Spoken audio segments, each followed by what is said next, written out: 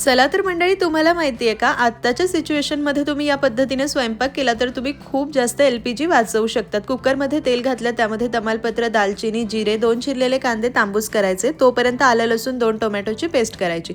कांदा तांबूस झाला, त्यामध्ये टोमॅटो पेस्ट घालून तिला मध्यम आचेवर परतू द्यायची. तोपर्यंत 10-12 काजू पाकळ्या, अर्धी वाटी दही, काश्मीरी मिरची पावडर, हळद, छोले मसाला किंवा घरगुती काळा मसाला आणि थोडी साखर घालून पेस्ट करायची. टोमॅटो परतला, दही पेस्ट घालायची, थोडं पाणी घालायचं, मध्यम आचेवर सतत मिक्स करत एक उकळी काढायची म्हणजे दही फाटणार नाही. उकळी आली, छान तेल सुटेपर्यंत परतलं. आता रात्री भिजवून घेतलेले छोले, कसुरी मेथी, मीठ घालून 2 मिनिटं मोठ्या आचेवर परतायचं.